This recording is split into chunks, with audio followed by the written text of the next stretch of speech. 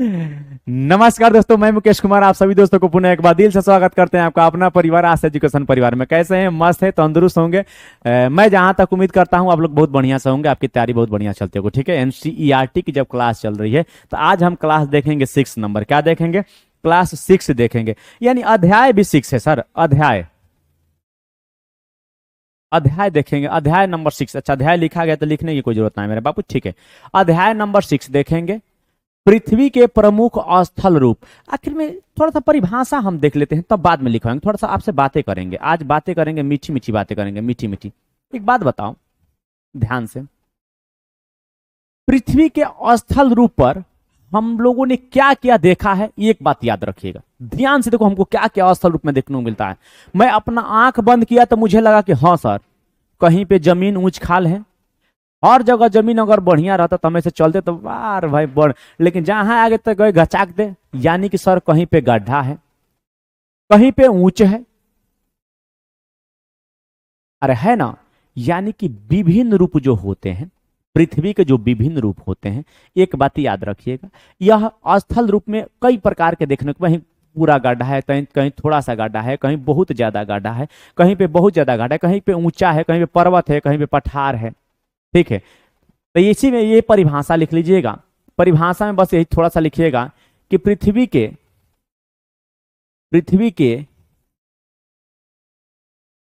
सतह को, पृथ्वी के सतह पर लिखिएगा।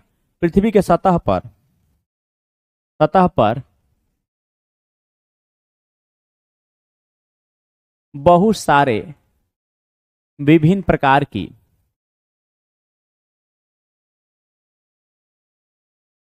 विभिन्न प्रकार की आकृतियां आकृतियां देखने को मिली है, देखने को देखने को मिलती है, देखने को क्या करती है? मिलती है। जैसे एग्जाम्पल में, जैसे लिख लीजिएगा, पर्वत, पठार, मैदानी भाग, मैदानी भाग, जल, नदी, नदियाँ, नाले, ठीक है, बर्फ इत्यादि पृथ्वी के समतल जमीन पर भी पाया जाता है। कहीं सम जमीन, कहीं उथल पुथल है और कहीं पे समतल है। एक बात याद रखिएगा, ठीक है। कहीं पे उबड़ खाबड़ भी देखने को मिलता है। ये रही आपकी परिभाषा। इससे ज्यादा आपकी परिभाषा तो नहीं पूछा जाएगा। स्थल रूप क्या होता है तो आप डायरेक्ट कहेंगे पृथ्वी के स्थल रूप पे कहीं समतल तो कहीं उबड़ खाबड़ तो कहीं नदी तो कहीं नाले तो कहीं पानी कहीं तो बर्फ देखने को मिलता है। ये बात याद रखना है, ठीक ना। अब मैं चलूंगा पृथ्वी के कुछ प्रमुख गुण के बारे में बात करने। पृथ्वी के कुछ गुण के बारे में, जैसे कह रहा है पृथ्वी के प्रमुख स्थल रूप। पृथ्वी के कुछ प्रमुख स्थल रूप होते हैं, जैसे कि क्या है? एक होता है आंतरिक प्रक्रिया और एक होता है बाहरी प्रक्रिया। क्या होती है? बाहरी प्रक्रिया। अच्छा, आंतरिक और बाहरी में अंतर क्या होता है? आंतरिक का मतलब होता है कि जब पृथ्वी के अंदर जब आंतरिक प्लेटें जब आपस में टकराती है, क्या करती है? आपस में टकराती है। तो ये जब आपस में टकराएगी तो कहीं पे पर्वत बन जाएगा, तो कहीं पे पठार बन जाएगा, तो कहीं कहीं ऊंचा ऊंचा क्या बन जाएगा? खाड़िया बन जाएगा। ऊंचा ऊंचा क्या बन जाएगा? खाड़िया बन जाएगा। इतना बात याद, ठीक है। चलिएगा, तो ये याद रखना है, लिखिएगा। इस इससे इससे पृथ्वी पर पृथ्वी पर उबड़ खाबड़ खाबड़ स्थानों का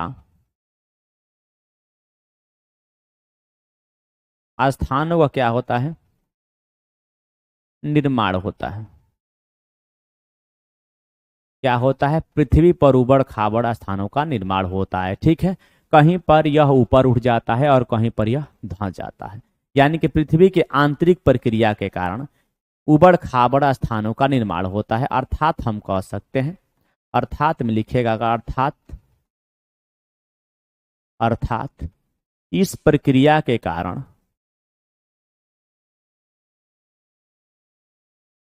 इस प्रक्रिया के कारण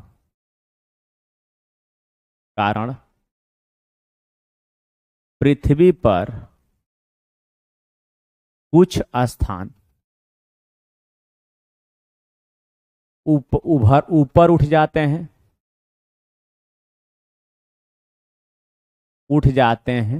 और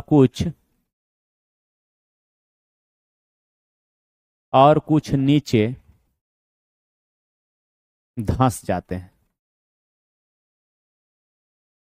यानी कि इस प्रक्रिया के कारण पृथ्वी के सतह पे जो स्थान बनते हैं वो उबड़ खाबड़ भी बनते हैं और नीचे भी क्या कर सकते हैं, धंस जाते हैं। एक बात याद रखना है, इसको जल्दी से लिखिए, थोड़ा सा मैं हट जाता हूं, ठीक ना।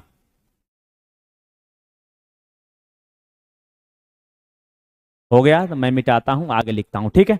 यहां पर लिखिएगा बाहरी प्रक्रिया मेरे भाई, क्या बाहरी लिखिएगा कि यह पृथ्वी पर मौजूद, पृथ्वी के सतह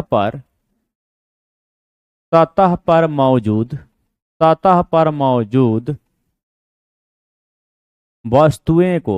वस्तुओं के टूटने से बनता है।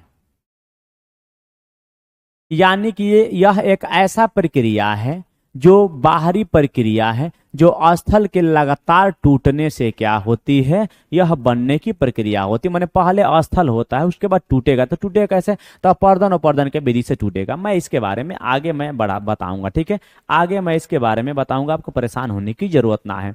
अब हो जाता है निक्षेपण। सर कहेंगे कि निक्षेपण क्या होता है। निक्षेपण कुछ नहीं होता है, जब नदियां अपने लाए हुए अवसाद को कहीं पर छोड़ के चली जाती है तो उसे निक्षेपण कहते हैं। क्या कहते हैं, निक्षेपण कहते हैं। यानी कि मान लीजिए कि ये नदी वदी अपना सामान लाती है और वहां पे कहीं अगर पसार के चल जाती है तो उसे निक्षेपण कहते हैं। तो क्या कहेंगे, लिखेंगे कि जब नदियां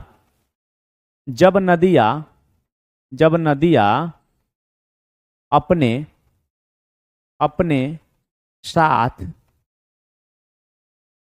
लाए हुए अवसादों को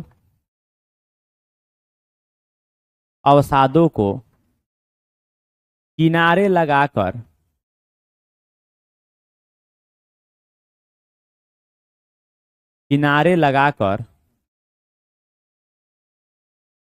बहने लगे तो जो किनारे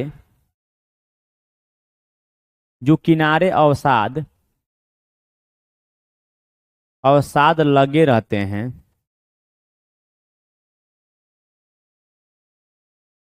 उसे निक्षेपण कहते हैं। उसे क्या कहते हैं, उसे निक्षेपण कहते हैं। एक बात याद रखना है, क्या कहते हैं दोस्त, उसे निक्षेपण कहते हैं। आवाज ठीक है, प्रॉपर तरीका से आवाज आ रहा है, उसे क्या कहते हैं, निक्षेपण कहते हैं। क्या कहते हैं, निक्षेपण कहते हैं, लिख लीजिएगा। अब इसमें से कुछ बातें जो यहाँ आपको दिख रही होगी मैं आपको बताऊंगा, मैं कुछ बातें यहाँ पे आपको बताते चलूंगा, आप लोग को परेशान नहीं होना है, मैं मिटाऊंगा तब तक आप लोग लिख लीजिएगा, ठीक है। अब देखिएगा यहाँ पे आप देख रहे हैं झील। झील किसे कहते हैं, झील उसे कहते हैं भाई कि जिसके चारों तरफ क्या है, चारों तरफ जमीन है, आप बीच में बहुत गहराई के साथ अगर है और उसमें कहीं झरना वरना से पानी आता हो, उसे झील कहा जाता है, ठीक है। पर्वत क्या होते हैं, तो पर्वत अगर आपका 1000 से ऊपर अगर कोई स्थित है तो उसे पर्वत कहते हैं, ठीक है। पठार क्या होते हैं, तब पठार 1000 मीटर ऊंचाई से ऊपर होते हैं, लेकिन एक प्रकार का ये समतल जमीन होते हैं, ठीक है। 1000 से नीचे अगर सपाट जमीन है उसे मैदानी भाग कहते हैं, ठीक है। घाटी क्या होती है, तो कोई पर्वतमाला होता है, उसके नीचे अगर छोटा सा पर्वत दिखाई देता है तो वो उसका घाटी कहलाता है, ठीक है। चलिएगा, अब वितारिका क्या होती है, तो वितारिका सुनिएगा, बहुत बढ़िया बात है। वितारिका क्या होती है तो थोड़ा सा मैं बताऊंगा आप लोगों को वितारिका, क्योंकि ये पूछा गया सवाल है। वितारिका का मतलब होता है कि जब एक प्रमुख नदी आगे जाकर कई भागों में बंट जाती है तो उसे क्या कहते हैं, वितारिका कहते हैं। सुनिएगा ध्यान से, जब एक प्रमुख नदी आगे जाके कई भागों में बंट जाती है तो उसे वितारिका कहते हैं। अब अगला देखिएगा, अगला क्या कह रहा है। अगला देख रहा है कि डेल्टा क्या होता है सर, डेल्टा क्या होता है समझा रहा हूं, बस डेल्टा क्या होता है लिखिएगा। डेल्टा ये एनसीईआरटी का ही फोटो है, हम अपने मन से फोटो ना लिए। डेल्टा क्या होता है, डेल्टा कुछ नहीं, जब नदियां अपने लाए हुए अवसाद को बीच में जमा कर दे कहीं, आप बीच में जमा करके किनारे से बहने लगे, याद रखिएगा, तो उसे डेल्टा कहते हैं। क्या कहते हैं? डेल्टा। यानी कि जब नदियां जवान होती है तो अपने लाए हुए अवसादे को बीच में जमा कर देती है। कब? जब धीरे धीरे उनका वेग कम हो जाता है और किनारा से बहने लगती है, तो ये ऊंचे हुए भाग को डेल्टा कहते हैं। ठीक है, चलिएगा। नदी का एक मुहाना होता है। नदी का मुहाना नाम सुने हैं? मुहाना क्या होता है? मुहाना समझते रहे, मुहाना क्या होता है? मुहाना का मतलब होता है कि जब एक नदी अपना जाकर जहां जल अंतिम रूप से गिरा देती है, जहां पर जल अपना अंतिम रूप से गिरा दे, अंतिम रूप से, जैसे गंगा नदी अंतिम रूप से बंगाल के खाड़ी में गिरा देती है, गोदावरी नदी बंगाल के खाड़ी में गिरा देती है, तो जो अंतिम रूप से वहां गिराती है उसी को हम लोग क्या कहते हैं? मुहाना कहते हैं। ठीक है, यहां पर एक और आ जाता है कि प्रायद्वीप शब्द लिखा गया, ये क्या है? देखो, जिसके प्रायद्वीप है ना, देखिए, अगर जिसके 3 तरफ पानी घिरा है उसे प्रायद्वीप कहते हैं, जिसके 4 तरफ पानी घिरा हो उसे महाद्वीप कहते हैं। ठीक है, आज अगर छोटा स्थान है उसके भी चारों तरफ पानी घिरा हो तो उसे द्वीप कहते हैं, बड़ा हो जाए तो महाद्वीप कहते हैं। जब स्थल संधि क्या होती है? यह 2 मैदानी भागों को जोड़ती है। और कुछ है? और कुछ है? और कुछ तो नहीं है। नदी मुहाना हो गया। हाँ, अगर कहेंगे सहाय, ज्वारंदमुख क्या होता है? ज्वारंदमुख क्या होता है? तो जब नदियां अपने लाए हुए अवसादों को, जब नदियां अपने लाए हुए अवसादे को बीच रास्ते में ना छोड़कर लगातार जाकर अपने मुहाने पर गिराती है। मुहाना मतलब वहां के बाद वो नदियां खत्म हो जाती है, समुद्र में जाके गिराती है, तो वहां पे जो मैदान बनता है उसे एस्चुअरी का मैदान कहा जाता है। चलिए आगे बढ़ते हैं, इतना बहुत हो गया। अब हो गया पर्वत। क्या हो गया? पर्वत। आप जानते हैं कि भारत में जो पर्वत है, ठीक है, भारत में क्या भैया? पर्वत है। थोड़ा सा हमको लग रहा है कि थोड़ा सा, ठीक है, बलित पर्वत है, तिब्बत जलप्रपात, मैदानी भाग, स्वच्छ भारत। चलिए थोड़ा सा हम आपका एक और बता देंगे, अपर्दन। थोड़ा सा हेडिंग डाल लीजिएगा मेरे कहने से, अपर्दन। ठीक है, अपर्दन, अपर्दन, यहीं पे अपर्दन बता देते हैं।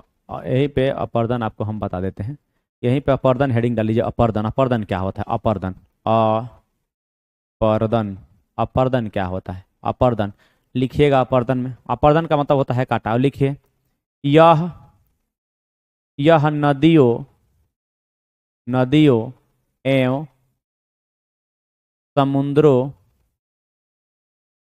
समुद्रों से कटाव की स्थिति है, कटाव की स्थिति है। किसकी स्थिति है? कटाव की स्थिति है। एक बात याद रखना है, किसकी स्थिति है?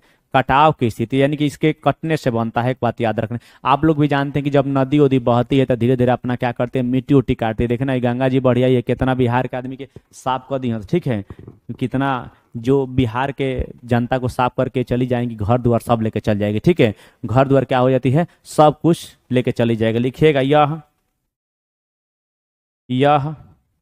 यह पृथ्वी के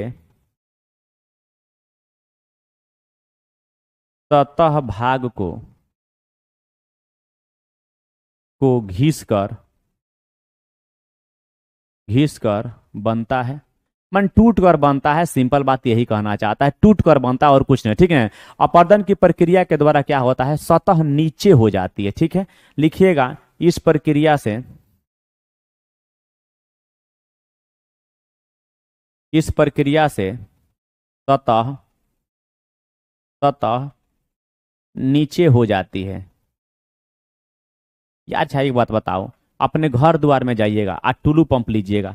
टुल्लू पंप का क्या करिएगा कि ऊपर से पानी गिर जाइएगा मिट्टी पर, देखिएगा मिट्टी क्या हो जाएगा? धंस जाएगा। मिट्टी क्या हो जाएगा? देखिएगा मिट्टी धंस जाएगा। आप लोग भी जानते हैं। तो ये बात बताए कि जब मिट्टी धंस जाएगा तो वहां पे धंस रहा है कि नहीं धंस रहा है? तो कहेंगे जी सर धंस रहा है। क्या है? जी सर धंस रहा है, इसमें कोई दिक्कत ना है। ठीक है, चलिएगा, धंस रहा है। आगे बढ़ें? अरे आगे बढ़ें, कोई दिक्कत है? बोलिए, 1 मिनट समय दी थोड़ा सा।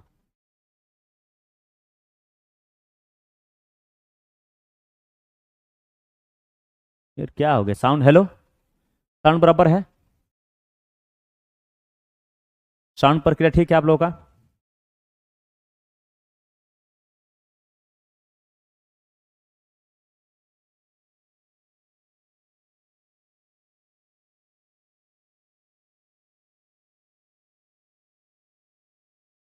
चलिएगा, अब हम आगे बढ़ेंगे। अगला में क्या है, अगला क्या कह रहा है इसके बारे में सोचना है। ठीक है, अब आ जाता है भैया पर्वत। अब इसके बारे में थोड़ा सा खूब बढ़िया से समझिएगा, क्योंकि पर्वत से सवाल पूछता है तो लोग छोड़ देते हैं। लोग क्या करते हैं, छोड़ते हैं। पर्वत क्या होता है?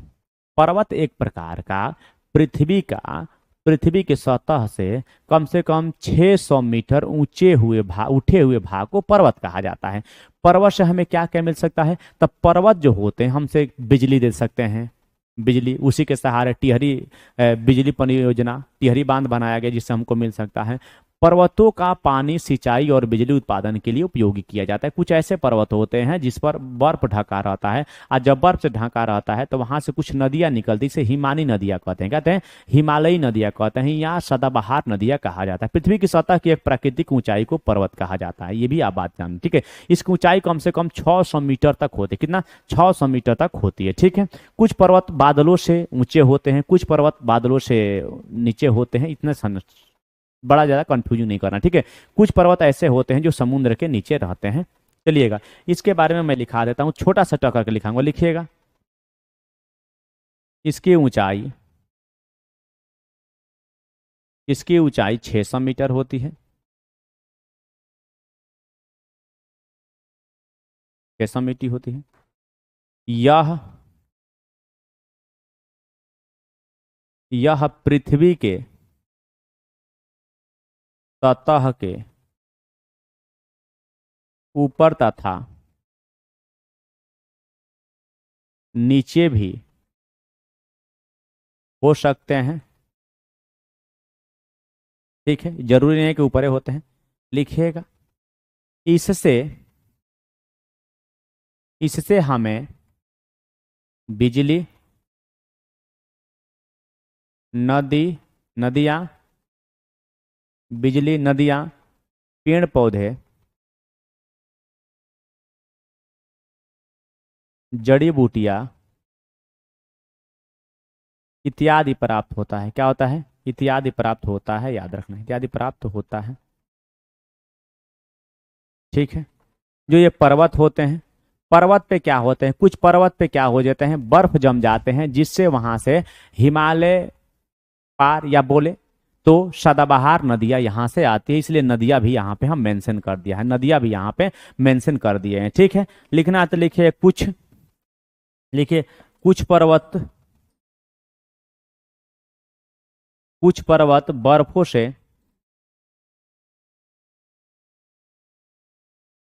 ढके रहते हैं,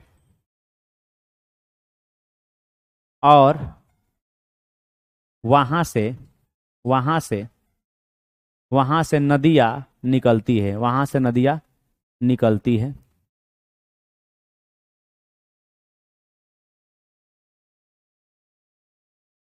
वहां से नदियां निकलती है, जिससे हम क्या कहते हैं, जिससे हम सदाबहार नदियां कहते हैं। क्या कहते हैं? सदाबहार नदियां कहते हैं। एक बात याद रखिएगा, ठीक ना। इस पूरा, अगर मैं कहूँ, कुछ बातें मैं थोड़ा थोड़ा लिखवा देता हूँ, थोड़ा स्क्रीनशॉट ले लीजिए, मैं हट जाता हूँ, स्क्रीनशॉट जल्दी लीजिए, ठीक है। चलिए,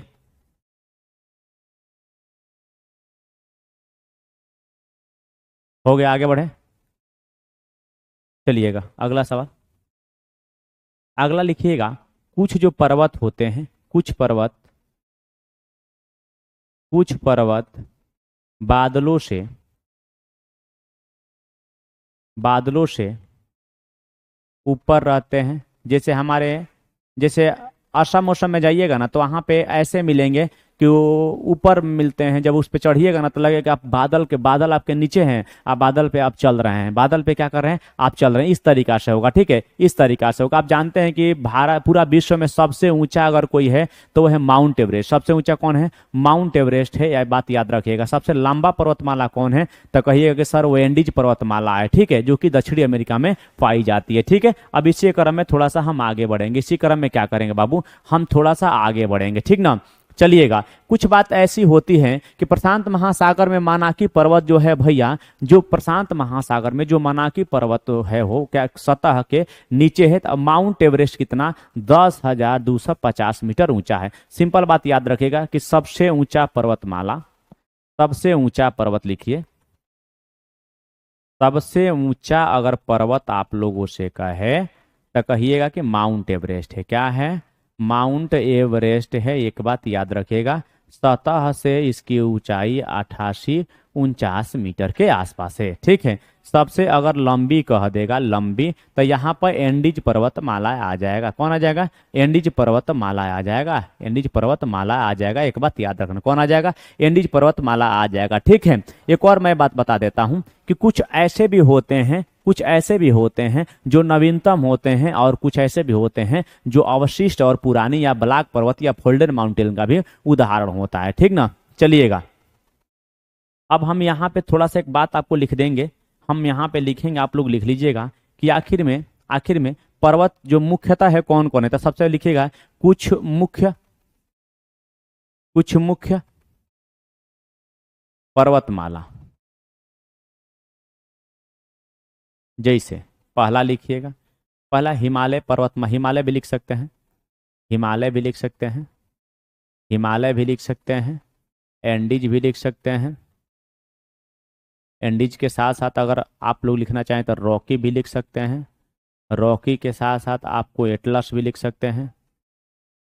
एटलस के साथ साथ माउंट किलिमंजारो लिख सकते हैं। माउंट किलिमंजारो लिख सकते हैं। किलिमंजारो लिख सकते हैं। ठीक है। उसके बाद अरावली। अच्छा चलिए, भारत का नहीं लिखवाते, भारत का लिखवाने से कोई मतलब नहीं है, भारत का लिखवाने से कोई मतलब नहीं है। एक बात याद रखना, ठीक ना? भारत के लिखवाने से कोई ये मतलब नहीं है। ठीक है। अब मैं आगे चलूंगा। आगे चलने के क्रम में थोड़ा सा आपको फिर से कहेंगे सर कितना आप परेशान कर रहे हैं। हम कहाँ लिए परेशान करेंगे आपको? हम परेशान नहीं कर रहे हैं, कुछ बातें आपको समझा रहे हैं जो आपको समझिए। पर्वतमाला 3 तरीका के होते हैं। कितने तरीका के पर्वत जो मालाएं होती है मेरे दोस्त, वो 3 तरीका से होती है। कौन कौन होती है सर? तो एक होती है कि भ्रंश पर्वत या भ्रंशो पर्वत। कौन है? भ्रंशो पर्वत होता है। एक होता है ज्वालामुखी पर्वत, और एक होता है बलित पर्वत। क्या होता है? बलित पर्वत होता है। ये तीनों पर्वत लिखिएगा। हम एक एक पर्वत के बारे में आपको लिख रहे हैं। ठीक है। एक एक पर्वत के बारे में हम थोड़ा सा आपको बैक, सबसे पहले बलित कहाँ, हाँ सबसे पहले अगर मैं कहूँ आप लोगों को, तब बलिते पर्वत लिख रहा हूँ। ठीक है। एक नंबर आगे चलिए, एक नंबर आगे। ठीक है। सबसे पहले मैं आपको बता देता हूँ कि एक होता है बलित पर्वत। क्या होता है दोस्त? बलित पर्वत। आखिर में बलित पर्वत या ये क्या होता है? यह जो है भैया, यह फोल्डेड माउंटेन किसे कहा जाता है? पर्वतों को 3 भागों में बांटा गया है। एक बांटा गया है भ्रंश पर्वत, एक बांटा गया है ज्वालामुखी द्वारा निर्मित पर्वत, एक होता है बलित पर्वत। तो सबसे पहले हम बलिते पर्वत लिख रहे हैं। क्या लिख रहे हैं? बलित पर्वत बता रहे हैं, क्योंकि हमको बलित पर्वत बताने में अच्छा लगता है। देखिए, जो सबसे पहला है बलित पर्वत, तब बलित पर्वत का उदाहरण कौन सा है? ये बलित पर्वत को नवीनतम पर्वतमाला भी कहा जाता है। नवीनतम पर्वत माला किसे कहा जाता है? तो नवीनतम पर्वतमाला कहा जाता है बलित पर्वत को। ठीक है।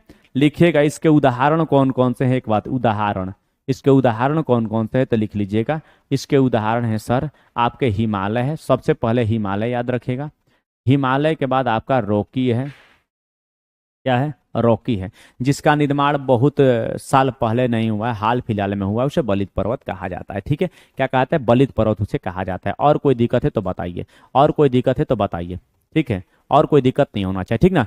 एक बात और याद रखना है कि यह जो हिमालय पर्वतमाला है, यह पूरी तरीके से नेपाल में, कहाँ है? नेपाल में। ठीक है। यह उत्तरी अमेरिका में अपलेशिया और रूस में यूराल पर्वत है। लेकिन जरूरी है कि हिमालय के साथ साथ ये है, हिमालय के साथ साथ रॉकी है, हिमालय के साथ साथ रॉकी है, रॉकी के साथ साथ यूरॉल है, यूराल के बाद यूरेशिया का पठार है, यूरेशिया का पठार है। सब इसके क्या है? उदाहरण है। एंडीज पर्वतमाला भी क्या है? इसी का उदाहरण है। ठीक है। कह रहे कि हिमालय और अल्प अल्प अल्प पर्वत जो यूरोप में की सतह पर उबड़ खाबड़ तथा शिखर उच्च शंकुआकार होते हैं। देखिएगा, ये जरूरी नहीं है कि पर्वत मिले तो सपाट मिले, पर्वत मिले सपाट मिले।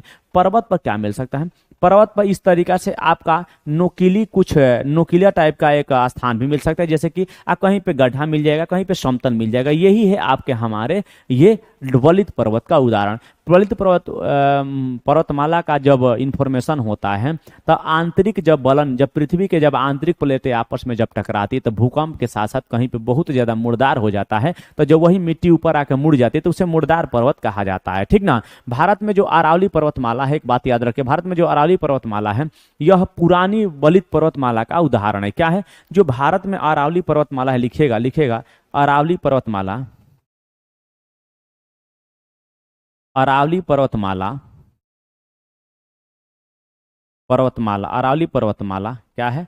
अरावली पर्वतमाला पुरानी वलित पर्वतमाला का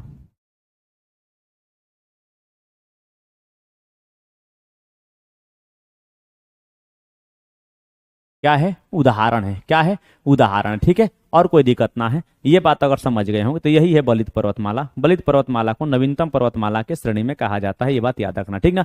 अब है भ्रंश, ध्यान दीजिए। अब करें कि भ्रंश पर्वतमाला आखिर में ये क्या होता है। ठीक है, ये फॉल्ट माउंटेन का होता है। कभी कभी क्या होता है कि जमीन आपस में टकराने लगती है। क्या होता है, कभी कभी जो जमीन होती है आपस में टकराने लगती है, समझ रहे हैं। जब टकराने लगती है भूस्खलन किसी, तो कहीं पे जमीन धंस जाती है और कहीं पे जमीन क्या होता है, उठ जाती है। जैसे नहीं कहता है कि बताओ कि किसने चोरी किया, तीनों लोग खड़ा में रहते हैं, जो चोरी किया वो आगे बढ़ जाओ, तो दोनों पीछे हट जाते हैं, तो दोनों पीछे हट जाएंगे तो क्या हो जाएगा, ये हो जाएगा। ठीक है, तो लिखेगा कि यह बहुत बड़ा भाग के टूट जाने पर यह लंबवत रूप से विस्थापित हो जाता है तथा इसका निर्माण होता है। यानी कि एक ऐसा माउंटेन है भैया कि एक बहुत बड़ा भाग के टूटने से बनता है। देखिए, ये बहुत बड़ा भाग के टूटने से होता है, तो लिख लीजिएगा कि जब जब बहुत बड़ा जब बहुत बड़ा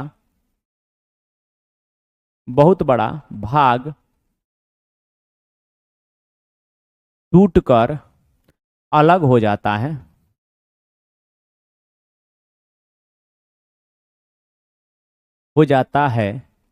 तो इसका निर्माण होता है। तो इसका क्या होता है, तो इसका निर्माण होता है। क्या होता है, तो इसका निर्माण होता है। एक बात याद रखना है, किसका निर्माण होता है, इसका। आप देख सकते हैं, और बढ़िया सा आपको कब दिखाई देगा, यह पूरा मान लीजिए कि भाग है, तो यह उत्तखंड भाग में टूटेगा तो यह ऊपर आ जाएगा। ये द्रोणी भ्रंश मतलब यह नीचे धंस जाता है। यही इसका कहने का तात्पर्य है, यही इसका कहने का क्या है, तात्पर्य है। यूरोप की जो राइन घाटी है ना, जो यूरोप की जो राइन घाटी तथा वोस्गैस पर्वत, इसका उदाहरण है। लिख लीजिएगा, यूरोप की राइन घाटी,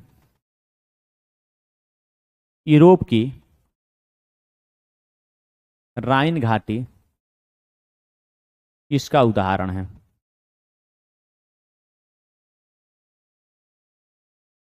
क्या है, यूरोप की राइन घाटी इसका उदाहरण है।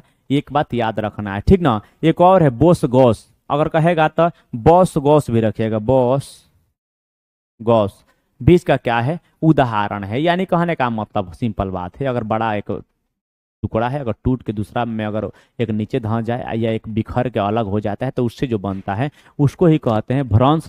भ्रंश का मतलब होता है दरार पड़ जाना। भ्रंश का मतलब क्या होता है, दरार पड़ जाना। यानी कि एक ही बहुत बड़ा माउंटेन है और उसमें दरार पड़ के अगर इसका ये हिस्सा कट के इधर आ जाए, हिस्सा कट के इधर आ जाए, तो उसे ही कहते हैं भ्रंश पर्वतमाला। भ्रंश पर्वतमाला कहा है। ऊपर उठे हुए खंडों को उत्खंड कहते हैं। ये लिखने की क्या जरूरत है कि जो इसमें ऊपर उठ जाता है उसे उत्खंड कहते हैं, जो नीचे धंस जाता है उसे द्रोणिक भ्रंश कहते हैं। ठीक है, यदि इसमें का टूटा हुआ भाग और ऊपर उठ गया तो उत्खंड भ्रंश कहते हैं, और नीचे धंस गया तो द्रोणी भ्रंश कहा जाता है। ठीक है, द्रोणी भ्रंश कहा जाता है, एक बात याद रखना है, ठीक ना। चलिएगा आगे बढ़ेंगे, आगे बढ़ेंगे। अगला क्रम में क्या होता है, तो अगला क्रम में ज्वालामुखी द्वारा निर्मित।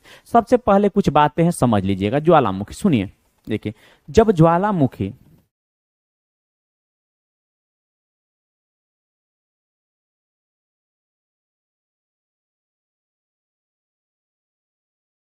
चलिएगा, ये जो मैं ज्वालामुखी की मैं बात कर रहा हूं, थोड़ा सा समझिएगा।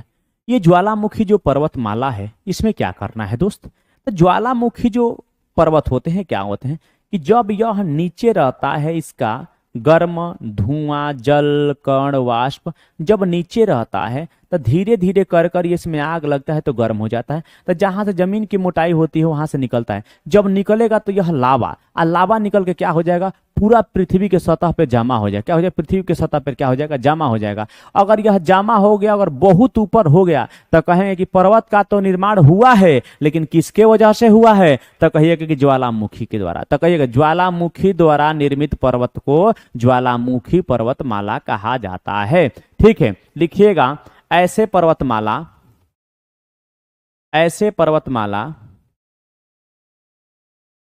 ऐसे पर्वतमाला ज्वालामुखी द्वारा निर्मित होते हैं। ज्वालामुखी द्वारा निर्मित होते हैं। क्या होते हैं, ज्वालामुखी द्वारा निर्मित होते हैं। ज्वालामुखी द्वारा निर्मित होते हैं। चलिएगा अगला क्रम में लिख लीजिएगा। अगला क्रम में क्या सर, कहीं इसका उदाहरण है, कहीं इसका उदाहरण है, तो जी यहाँ का एक उदाहरण है। जैसे अफ्रीका का माउंट किलिमंजारो, अगर मैं कहूँ तो जो अफ्रीका है, अफ्रीका का अफ्रीका का माउंट किलिमंजारो, माउंट किलिमंजारो पर्वतमाला, पर्वतमाला इसका उदाहरण है। क्या है? इसका उदाहरण है। माउंट किलिमंजारो इसी का उदाहरण है, ज्वालामुखी पर्वत द्वारा होता है। एक जापान का फ्यूजियामा है, एक जापान में एक और लिखना है तो लिख लीजिएगा यहाँ पे। एक जो जापान जापान का फ्यूजियामा,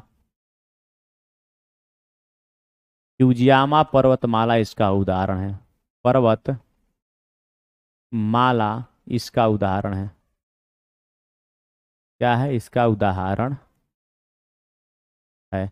अब चलिए थोड़ा सा इतना हो गया, ज्वालामुखी द्वारा निर्मित हो गया, बात खत्म हो गया। अब कुछ मेन पॉइंट बताते हैं ज्वालामुखी। सुन भैया, जब ज्वालामुखी जब अंदर, ज्वालामुखी कुछ नहीं होता है, ज्वालामुखी धूल, राख, मिट्टी, ये सब मिलकर एक गर्म, जैसे नहीं होता है लोहा पिघल जाता, उसी के रूप में उसी फॉर्म में आ जाता है। जब उसी फॉर्म में आता है तो उसमें गैस रहता है, गैस बाहर निकलने के लिए कहेगा। तो जब इसमें रहेगा तो बैथोलित होगा। तो ये कहीं निकलेगा कहाँ? जहाँ जमीन पतली होती है। जमीन पतली कहाँ होती है? समुद्रों में। का समुद्र की जमीन पतली होती है।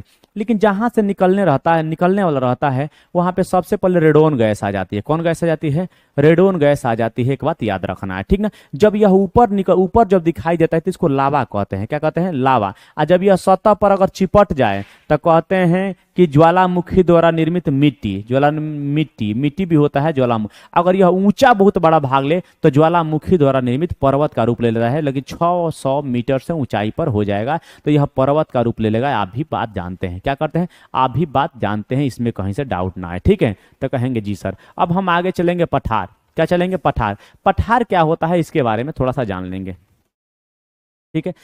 पर्वत हो ही गया। पठार, यहाँ पे पठार लिखना चाहता। पठार क्या लिखना चाहिए बाबू? ये पठार है, थोड़ा सा मिस्टेक करिए। पठार है, पठार।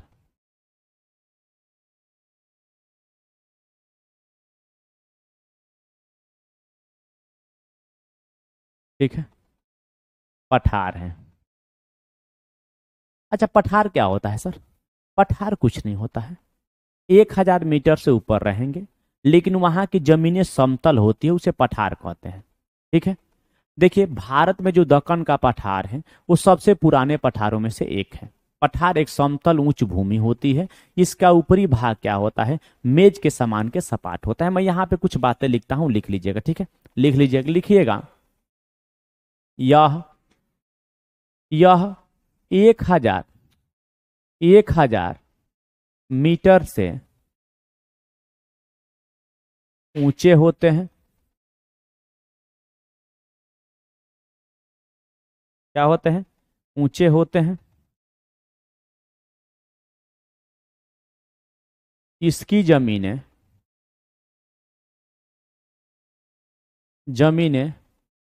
समतल होती है।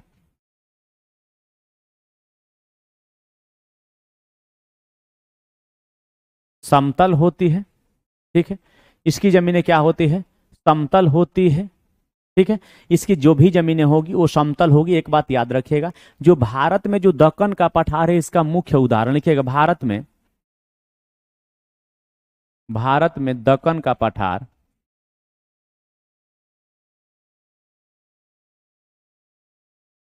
इसका इसका मुख्य उदाहरण है।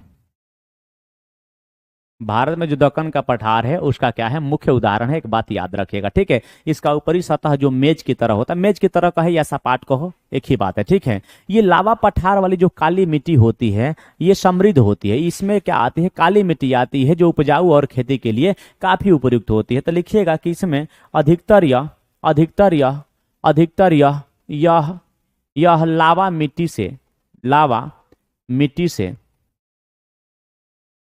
मिट्टी से बने रहते हैं, बने रहते हैं। अर्थात यह अर्थात यह उपजाऊ होते हैं।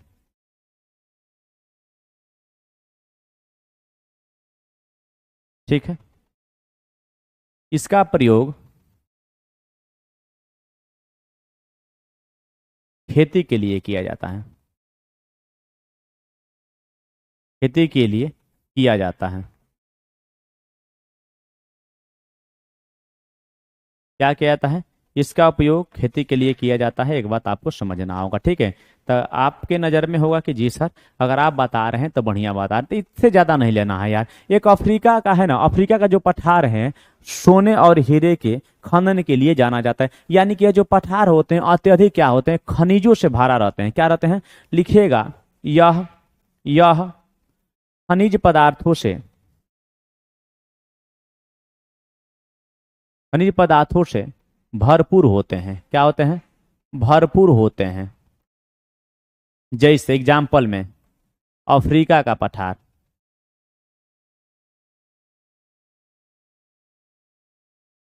सोना और हीरा के लिए जाना जाता है। सोना प्लस हीरा के लिए क्या करता है, जाना जाता है। एक बात याद रखिए, अगर आपसे कहेगा कि दुनिया का सबसे ऊंचा पठार कौन है, 4,000 से लेके 6,000 मीटर तक है, तो कहेंगे सर वह दुनिया का सबसे ऊंचा पठार है जिसका नाम है तिब्बत का पठार। क्या है? तिब्बत का पठार। ठीक है, किसका पठार है दोस्त? तिब्बत का पठार। इतना लिखिएगा, इससे ज्यादा पठार से आपका एग्जाम्पल नहीं पूछा जाता है। ठीक है, लिखिएगा यह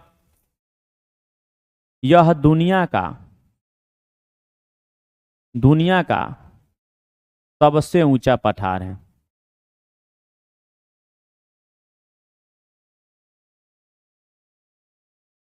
एनसीईआरटी कहती है कि 4,000 से लेकर 6,000 मीटर तक। एनसीईआरटी कहती है कि 4,000 से लेकर 6,000 तक है। एक बात याद रखिएगा, तिब्बत का पठार क्या होता है? तिब्बत का पठार होता है। ठीक है, और अब भारत के क्षेत्र में कहें तो पठारी क्षेत्र में, पठारी जो क्षेत्र है भारत में एक क्षेत्रफल है। मैं बात करता हूँ भारत में, अगर मैं बात करूँ पठारी क्षेत्र का, मैं भारत से अगर तुलना करूँ तो भारत में क्या है, तो लिखिएगा कि भारत में एक हुंडरू जलप्रपात है। हुंडरू जलप्रपात क्या है? हुंडरू जल प्रपात है, वह झारखंड में है। कहाँ है दोस्त? वह झारखंड में है और स्वर्ण रेखा नदी पर है। किस नदी पर है? स्वर्ण रेखा नदी पर है। स्वर्ण रेखा नदी पर है। अच्छा, प्रपात का मतलब समझते हैं? प्रपात का मतलब होता है कि जब कोई पानी एकदम 90 डिग्री से गिरे। कितना डिग्री से? 90 डिग्री से गिरे तो उसे प्रपात कहते हैं। अगर कोनो चीज के ध के किनारा उतरा तो धीरे धीरे सांप उतरे न सन वही, सांप उतरे न सन वही ओके घाटी कहल जाला। क्या कहल जाला? घाटी या झरना कहल जाला। झरना अलग चीज होती है, घाटी अलग चीज होती है। ठीक है, अगर इतना बात अगर आप अच्छे से समझ गए होंगे तो हमको नहीं लगता है कि आगे आपको कहीं दिक्कत होगी, आगे आपको कहीं दिक्कत होगी। अब हम चलेंगे मैदानी भाग में। कहाँ चलेंगे दोस्त? मैदानी भाग क्या होते हैं इसके बारे में जानेंगे। ठीक है, मैदानी भाग क्या होते हैं इसके बारे में जानेंगे। जानना क्या है, मैदानी मैदानी भाग तो हमसे ज्यादा आप ही लोग जानते हैं। ठीक है, चलिए जलप्रपात बता दिए हैं। जलप्रपात अभी लिखवाए हैं कि भारत का एक जलप्रपात है रे, भारत का एक जलप्रपात है, आप लोग जानते हैं।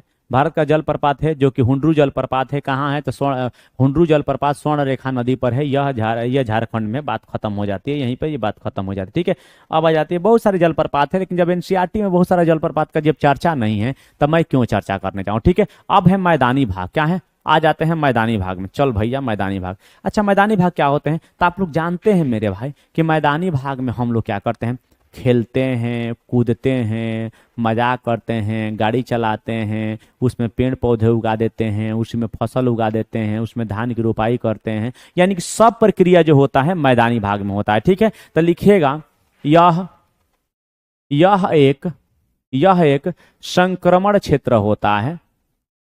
संक्रमण क्षेत्र होता है। ठीक है, यह एक संक्रमण क्षेत्र होता है। इस क्षेत्र में क्या क्या होता है याद रखिएगा। जैसे इसका उपयोग इसका उपयोग इसका उपयोग मनुष्य मनुष्य अपने अपने आवश्यकता अनुसार करता है। आवश्यकता अनुसार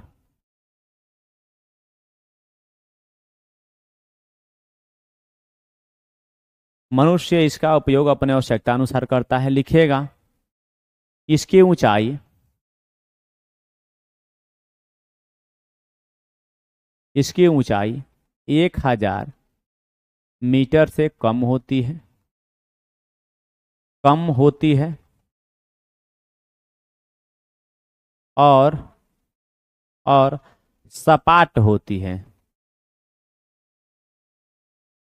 ठीक है, क्या होती है? सपाट होती है। लिखिएगा यहां पर, लिख लीजिएगा। और इसमें कृषि प्लस पशुपालन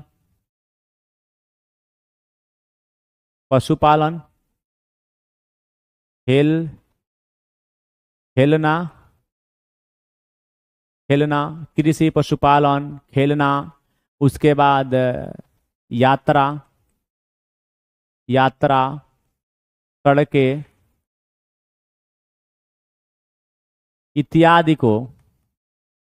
इत्यादि के रूप में प्रयोग किया जाता है।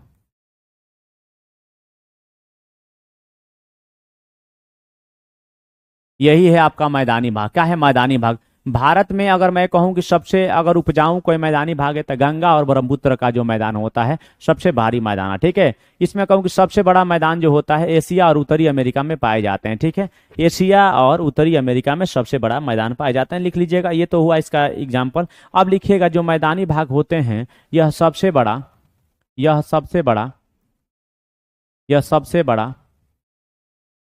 एशिया प्लस उत्तरी अमेरिका में पाए जाते हैं। भारत में अगर कहेगा तो गंगा का मैदान, भारत में लिखिए, भारत में गंगा का मैदान महत्वपूर्ण है। गंगा का मैदान महत्वपूर्ण है। भारत में गंगा का जो मैदान होता है वो क्या होता है? महत्वपूर्ण होता है। एक बात याद रखिएगा, ठीक, क्योंकि यहाँ पे सबसे ज्यादा फसलें उगाई जाती हैं। ठीक है, सबसे ज्यादा क्या उगाई जाती है? फसलें उगाई जाती है। ठीक है, अधिकांश मैदान नदियों और उनकी सहायक नदियों से मिलकर बना होता है। ये तो लिखना जरूरी नहीं, लेकिन लिखना अधिकांश मैदान नदियों एवं उसके लाए हुए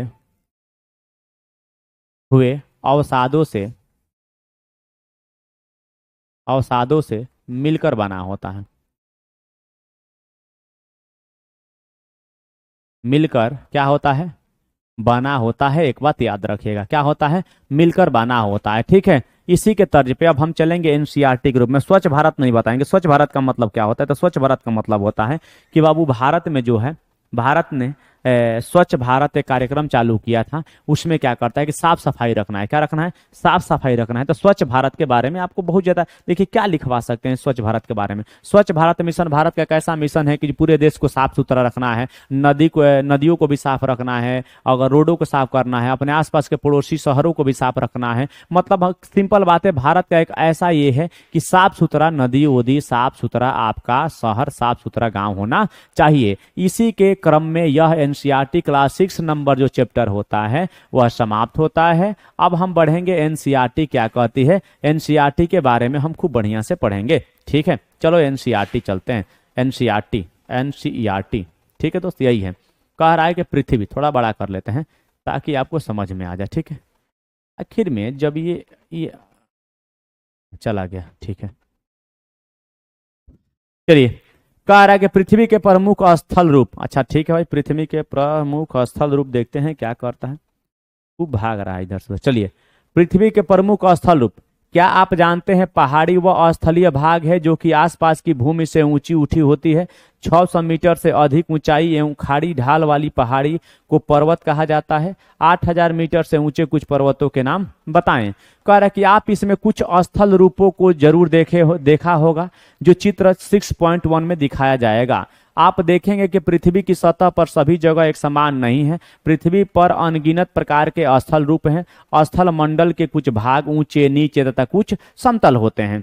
ये स्थल रूप दो प्रक्रियाओं के परिणाम स्वरूप बनते हैं। आपको यहाँ यह जानकर आश्चर्य होगा कि मैदान जिस पर आप खड़े हैं उसमें धीरे धीरे गति हो रही है। पृथ्वी के अंदर लगातार गति हो रही है। प्रथम या आंतरिक प्रक्रिया के कारण बहुत से स्थानों पर पृथ्वी की सतह कहीं उठ जाती है तो कहीं धंस जाती है। इसका कहने का मतलब होता है कि पृथ्वी के आंतरिक सतहों में गति होती है। जब गति होती है तो गति और घुमाव के कारण पृथ्वी पर कुछ ऐसे भाग होते हैं जो धीरे धीरे ऊपर उठते उठते उठते उठते ऊपर उठ जाते हैं। ठीक है, चलिएगा। इस तरीका से आप लोग देखे होंगे, इस तरीका का चित्र है। ये क्लास 6 के एनसीईआरटी का चित्र है, तो इसमें बहुत ज़्यादा दिखाने की जरूरत नहीं, क्योंकि पर्वत और सब कुछ आपको अभी हम दिखा ही चुके हैं। तो कितना बार दिखाएं। कह रहा है कि दूसरी ये बाह्य प्रक्रिया स्थल के लगातार बनने एवं टूटने की प्रक्रिया है। बाह्य प्रक्रिया में क्या होता है कि पृथ्वी पर मौजूद जो स्थल भाग होता है वो टूट के पुनः एक जगह इकट्ठा हो जाएगा तो बन जाएगा। कह रहा है कि पृथ्वी के सतह के टूटकर घिस जाने को अपर्दन कहते हैं। यानी कि पृथ्वी पर मान लीजिए कि नदी का पानी बहवा दीजिए, घर का पानी बहवा दीजिए, बारिश का पानी बहवा दीजिए, तो देखिए कहीं ना कहीं मिट्टी कट के या कहीं ना कहीं और जमा हो जाती है। तो मिट्टी कहाँ से कटेगी? पृथ्वी पर, तो घिस के कटी तो उसे अपर्दन कहते हैं। अपर्दन की क्रिया के द्वारा सतह नीची हो जाती है तथा निक्षेपण की प्रक्रिया के द्वारा इनका फिर से निर्माण हो जाता है। यह दो प्रक्रिया बहते हुए जल, वायु तथा बर्फ के द्वारा होती है। हम विभिन्न स्थल रूपों को उनकी ऊंचाई एवं ढाल के आधार पर पर्वतों, पठारों एवं मैदानों में क्या करते हैं? वर्गीकृत करते हैं उसके ऊंचाई के आधार पर। ठीक है, पहला है पर्वत। पर्वत क्या होता है? पर्वत पृथ्वी की सतह की प्राकृतिक ऊंचाई है।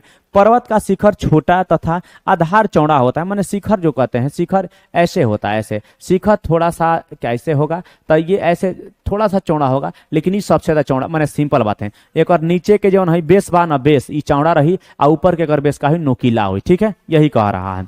यह आसपास के क्षेत्र से बहुत ऊंचा होता है। कुछ पहाड़ी बादलों से भी ऊंचे होते हैं। जैसे जैसे आप ऊंचाई पर जाएंगे जलवायु ठंडी होती जाती है। अगर आपको पहाड़ पे घूमना होगा तो घूमिएगा। कह रहा कुछ पर्वतों पर हमेशा जमी रहने वाली बर्फ की नदियां होती है, जिससे बर्फ की नदियां बहती है। उसी नदियां को हम हिमालय पार या मौसमी नदी नहीं, उसको सदाबहार नदियां कहते हैं। उन्हें हिमानी कहा जाता है। यह कुछ ऐसे भी पर्वत हैं जो समुद्र के भीतर हैं तथा जिन्हें आप नहीं देख सकते हैं। कठोर जलवायु होने के कारण पर्वतीय क्षेत्रों में बहुत कम लोग निवास करते हैं। सही बात है। अच्छा, पर्वत में कौन, अगर मैं कह दूं कि चले जाओ तुम लोग हिमालय में, तो हिमालय में तुम लोग जाएगा? रे नहीं जाएगा। क्यों? क्योंकि हिमालय में जा नहीं सकता है। तुम लोग हिमालय में जाएगा तो ठंड के मारे वहीं पे सो जाएगा। ठीक है, चलिएगा। अब यहाँ पे कह रहा है हिमानी कहा जाता है। यहाँ कुछ ऐसे भी पर्वत हैं जो समुद्र के भीतर था, जहाँ पर आप देख नहीं सकते हैं। कठोर जलवायु होने के कारण उस क्षेत्र में बहुत कम लोग निवास करते हैं। वहाँ का धरातल खाड़ी ढाल वाला होता है तथा कृषि योग्य भूमि की कमी होती है। पर्वत एक रेखा के क्रम में भी व्यवस्थित हो सकते हैं, जिसे श्रृंखला कहते हैं। श्रृंखला का मतलब होता है कि मान लीजिए हैजा पर्वत, एगो हैजा पर्वत, एगो हैजा पर्वत, हैजा पर्वत, तो इस श्रृंखला में जुड़ा हुआ है। तो यही श्रृंखला की बात कर रहा है। ठीक है, यही किसकी बात कर रहा है? यह श्रृंखला की बात कर रहा है। ठीक है दोस्त, ये देख लीजिएगा, ये बलित पर्वत का उदाहरण है। बलित पर्वत या मुर्दार पर्वत का उदाहरण है। भूपट्टी के अंदर देखिए, भूपट्टी में जब आंतरिक बलन क्रिया पैदा होती है तो धीरे धीरे इसको उठा देती है, और जब ज्यादा उठ जाएगा तो ऐसा रूप ले लेगा जिसे कहते हैं बलित पर्वत। क्या कहते हैं दोस्त? जिसे बलित पर्वत कहा जाता है।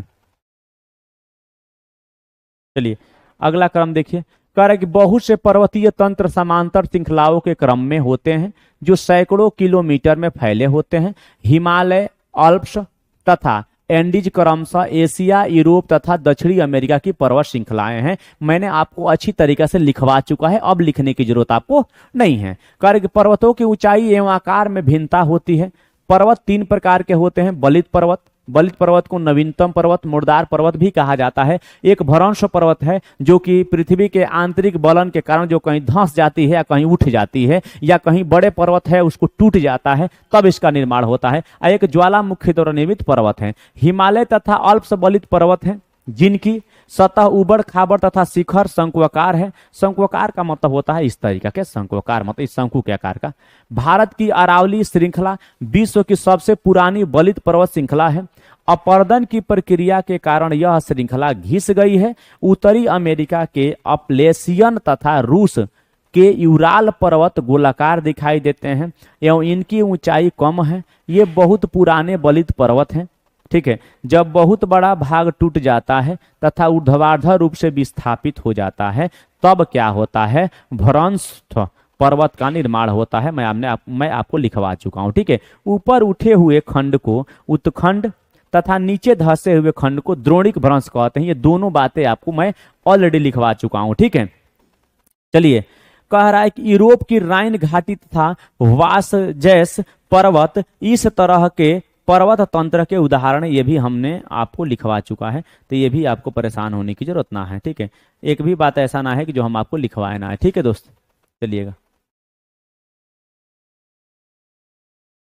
कह रहा है कि एटलस में दिए गए विश्व मानचित्र से उनकी स्थिति को देखिए तथा इस प्रकार की भू आकृतियों के कुछ और उदाहरणों का पता लगाइए। ज्वालामुखी पर्वत ज्वालामुखी क्रियाओं के कारण बनते हैं। अफ्रीका का माउंट किलिमंजारो लिखवाए हैं और जापान का फ्यूजियामा इस पर्वतमाला का उदाहरण है।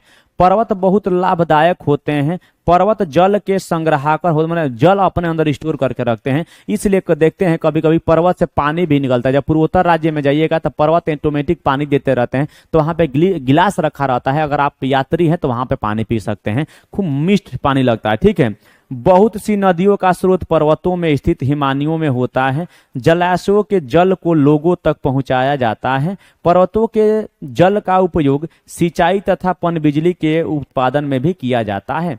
नदी घाटियां, अच्छा ये बताओ, हम बताएंगे तभी पता चलेगा कि पानी का प्रयोग कैसे किया जाता है। ये हम बताएंगे आप लोगों को तभी पता चलेगा कि पानी का प्रयोग कहाँ कहाँ होता है। क्या आप लोग को पता होगा? चलिए, क्या आप लोग को पता होगा? कह रहा है कि जल के लोगों को तो पहुंचाया जाता है। पर्वतों के जल का उपयोग सिंचाई और वेदिकाएं, नदी घाटी, हाँ यहाँ से नदी जो घाटियां होती हैं तथा वेदिकाएं कृषि के लिए उपयुक्त होती हैं। पर्वतों में अलग अलग प्रकार की वनस्पतियां तथा जीव जंतु पाए जाते हैं। वनों से हमें ईंधन, चारा, आश्रय तथा दूसरे उत्पाद जैसे गोंद, रेजिन इत्यादि दवा सुई प्राप्त होता है। सैलानियों के लिए पर्वतीय भाग उपयुक्त स्थान है। वे पर्वतों की यात्रा उनकी प्राकृतिक सुंदरता को देखने के लिए करते हैं। यानी कि हम लोग भी जाते हैं तो पर्वतों को क्या करते हैं, खूब बढ़िया से घूमते फिरते हैं ताकि मजा आ जाए। विभिन्न प्रकार के खेल जैसे paragliding, hang gliding, river rafting तथा स्कीइंग पर्वतों के प्रचलित खेल हैं। क्या आप हिमालय में स्थित कुछ ऐसे स्थानों के नाम बता सकते हैं जहां ये खेल खेले जाते हैं? तो बहुत जगह है, अब कहाँ कहाँ आपको हम बताएं। ये ज्वालामुखी द्वारा निर्मित है, हम आपको चित्र पहले दिखा दिए हैं, तो यहाँ चित्र दिखाने की जरूरत हमको नहीं है। ठीक है, अब पठार के बारे में पढ़ेंगे। ठीक है, पठार के बारे में पढ़ेंगे, स्केटरिंग है। ठीक है, चलिए, पठार करें कि पठार उठी हुई है, सपाट भूमि होती है। यह आसपास के क्षेत्र से अधिक उठा हुआ 1000 तथा इसका ऊपरी भाग मेज के समान ऐसे चपटा रहता है। किसी पठार के एक या एक से अधिक किनारे होते हैं जिनके ढाल खड़े होते हैं, एकदम 90 डिग्री पर होते हैं। पठारों की ऊंचाई प्राय कुछ 100 मीटर, 1000 मीटर से लेकर कई हजार मीटर तक हो सकती हैं। ठीक है, पर्वतों की तरफ पठार भी नए और पुराने हो सकते हैं। भारत में दक्कन का पठार पुराने पठारों में से एक है। भारत में जो दक्कन का पठार है, ये वाला जो है, ये दक्कन का पठार है। भारत का ये वाला हिस्सा दक्कन का पठार, ये पुराने पठार का हिस्सा है। केन्या, तंजानिया तथा युगांडा का पूर्वी अफ्रीका पठार एवं ऑस्ट्रेलिया का पश्चिमी पठार इस प्रकार के उदाहरण है। लिख लीजिएगा इतना बातें। तिब्बत का पठार जो होता है विश्व का सबसे ऊंचा पठार है, जिसकी ऊंचाई मध्य समुद्र तल से 4000 से 6000 मीटर तक है।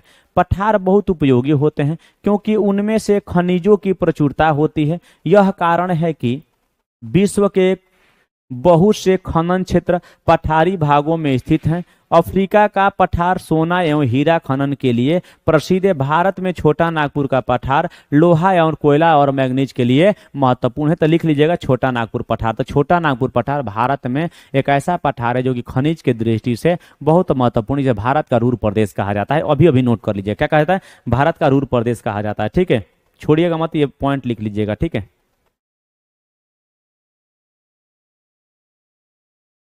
कह रहा है कि पठारी क्षेत्रों में बहुत से जलप्रपात हो सकते हैं क्योंकि यहाँ नदियां ऊंचाई से गिरती है। भारत में छोटा नागपुर पठार पर स्वर्ण रेखा नदी पर स्थित हुंड्रू जलप्रपात तथा कर्नाटक में जोग जलप्रपात, लिख लीजिएगा, कर्नाटक में जोग जलप्रपात शरावती नदी पर है। इस प्रकार के जलप्रपातों के उदाहरण हैं। लावा पठार में काली मिट्टी की प्रचुरता होती है जो उपजाऊ एवं खेती के लिए काफी अच्छी होती है। कई पठारों में रमणीय स्थल होते हैं जो पर्यटकों के क्या हैं, आकर्षित करते हैं। शरावती नदी पर है ये, ठीक है। ये जो आप पढ़े हैं अभी कर्नाटक वाला कहाँ है, कर्नाटक वाला हाँ, जोग जलप्रपात शरावती नदी पर है, कर्नाटक में सबसे बड़ा जलप्रपात है भारत का, ठीक है। अब कौन सा भाग, अब मैदानी भाग। मैदानी भाग के बारे में तो जानते हैं लेकिन फिर बता देते हैं। मैदानी भाग, मैदान समतल भूमि के बहुत बड़े भाग होते हैं। वे सामान्यतः मध्य समुद्र तल से 200 मीटर से अधिक ऊंचे नहीं होते हैं। कुछ मैदान काफी समतल होते हैं, कुछ उर्मिल तथा तरंगित हो सकते हैं। अधिकांश मैदान नदियों तथा उनकी सहायक नदियों के द्वारा बने होते हैं। नदियां पर्वतों के ढालों पर नीचे की ओर बहती है तथा उन्हें अपर्दित कर देती है। वे अपर्दित पदार्थों को अपने साथ आगे की ओर ले जाती है। अपने साथ ढोए जाने वाले पदार्थ जैसे पत्थर, बालू तथा सिल्ट को एवं घाटियों में निक्षेपित कर देती है। यही बताएं कि जब नदी आगे जाती है जबान रहती है और जब बूढ़ होने लगती है तो धीरे धीरे साइड करके बहने लगती है, ठीक है। इन्हीं निक्षेपों से मैदानों का क्या होता है, निर्माण होता है, जिसके कारण यह मैदान बहुत खनिज वाले होते हैं। सामान्यतः मैदान बहुत अधिक उपजाऊ होते हैं। यहाँ परिवहन के साधनों का निर्माण करना आसान होता है, इसलिए ये मैदान विश्व के सबसे अधिक जनसंख्या वाले भाग होते हैं। नदियों के द्वारा बनाए गए कुछ बड़े मैदान एशिया तथा उत्तरी अमेरिका में पाए जाते हैं। एशिया में स्थित भारत में गंगा एवं ब्रह्मपुत्र का मैदान सबसे बड़ा मैदान होता है। चीन में यांगत्से नदी का मैदान इसके प्रमुख उदाहरण है। भारत में हम केवल गंगा लिखवाए हैं, तो गंगा के साथ साथ ब्रह्मपुत्र भी लिख लीजिएगा, ब्रह्मपुत्र ऐसे आता है, ठीक है। चीन में यांगत्से नदी का मैदान इसके प्रमुख उदाहरण है। मैदान मनुष्यों के रहने के लिए सबसे उपयोगी क्षेत्र होते हैं। यहाँ की जनसंख्या बहुत अधिक होती है क्योंकि मकानों के बनाने तथा खेती के लिए यहाँ समतल भूमि की प्रचुरता होती है। उपजाऊ मिट्टी के कारण यह भाग खेती के लिए काफी उपयुक्त होता है। भारत में गंगा का मैदान देश में अधिकांश मैदानों से सबसे समृद्ध मैदान है, जहाँ पर यह जनसंख्या निवास करती है और यहाँ पर खेती बाड़ी भी बहुत होता है, ठीक है दोस्त। अब है स्थल रूप एवं लोक। स्थल रूप माने लोग क्या, जमीन पर लोग क्या करते हैं, अपने आवश्यकता की चीज खेलते हैं, कूदते हैं, गाड़ी चलाएंगे, धान रोपेंगे, कृषि करेंगे। कह रहे कि स्थल रूप एवं लोक, कह रहे कि स्थलों की विभिन्नता के अनुरूप ही मानव विभिन्न प्रकार से जीवन यापन करते हैं। पर्वतीय क्षेत्रों का जीवन कठिन होता है, मैदानी क्षेत्रों का जीवन पर्वतीय क्षेत्रों की तुलना में सरल होता है। मैदानों में फसलें उगाना बहुत आसान होता है, लेकिन अलग जगह फसल उगाना बड़ी मुश्किल होता है, ठीक है दोस्त। चलिएगा यहाँ से है, थोड़ा सा पढ़ लेते हैं क्या कह रहा है। कह रहा है कि उगाना, घर बनाना, सड़कें बनाना पर्वतीय क्षेत्र की तुलना में अधिक आसान होता है। ऐसा ही बात है, पर्वत पे जाइएगा, खोनिएगा, पेड़ काटिएगा, खोनिएगा, मिट्टी निकालिएगा, वहां पे पता चले कि भूस्खलन हुआ तो घर द्वार सब साफ हो जाएगा। हम लोग मैदानी भाग पे आसान होता है। विभिन्न प्रकार के स्थल रूपों पर रहने वाले लोगों के रहन सहन के तरीकों में कुछ अंतर होता है।